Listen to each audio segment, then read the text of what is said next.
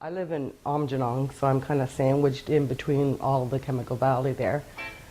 So my losses throughout the whole community, we've lost so many people to cancer and workman-related diseases and illnesses.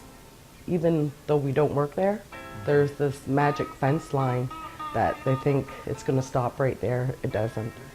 I've lost a lot of people to watch them suffer through their cancer, and not only the person themselves suffering, but all their family members, and it affects the whole community too.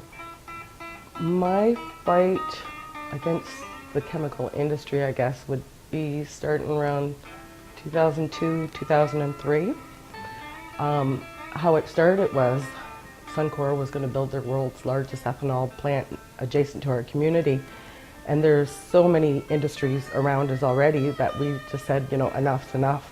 So a bunch of us got together and we worked really hard looking up medical histories, the releases and stuff like that that's happened around the community. I knew the plants were there. That's all I knew. You'd see the smells or the stuff floating down the river and that. I figured somebody was there and looking out for us, but that isn't so. So while we were successful of getting that plant out of there, it didn't come.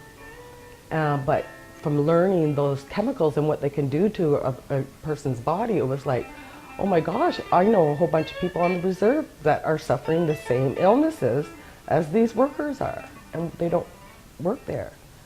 It's like, if you don't say something, it's okay. There's nothing happening, nothing's wrong.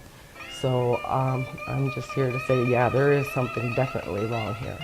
I couldn't just learn about these chemicals and what they can do to a person and their families. So I couldn't stop. You can't just walk away, learn that and walk away. You have to keep going. I do have a court case going. It's against the provincial government, Ministry of Environment, and Suncor. It circled back to Suncor.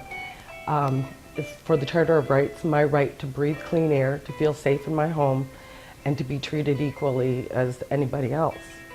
Now, when the plants are having a hard time, like their flares or the different noises, there's vibrations in my house, the house shakes. We, just curl up and pray we're gonna wake up in the morning. What they do is look in the states to see what is acceptable in the air, the levels in the air for long-term health-based standards. And we found here in Ontario there was none. So, we were working with the government at that time because Shell wanted to build their large plant again too. And so we were finding benzene, all this dangerous stuff that, they say that's not out there. It's not, their monitors aren't picking anything up. Well, I think something needs to be done with their monitors. I don't know what detection levels they're at, but it's very scary. And these chemicals just don't go away in your body either. We were at our cemetery, just taking a background sample, and I forget there was about 6 different chemicals found in there, and that's actually right behind Suncor. And that was a day you couldn't smell nothing, you couldn't see anything. That's what I usually look for, what I can smell, hear, taste, whatever. Somebody new coming to the community, I guess you'd have to learn about these chemicals, what's out there, what it can do to you. I know when I drive through the valley, I shut my vents off in the car just to drive through anymore because I don't know what I'm being exposed to at all.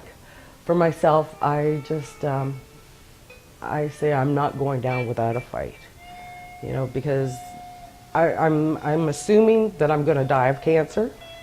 And I'm not going to allow that. I have to fight.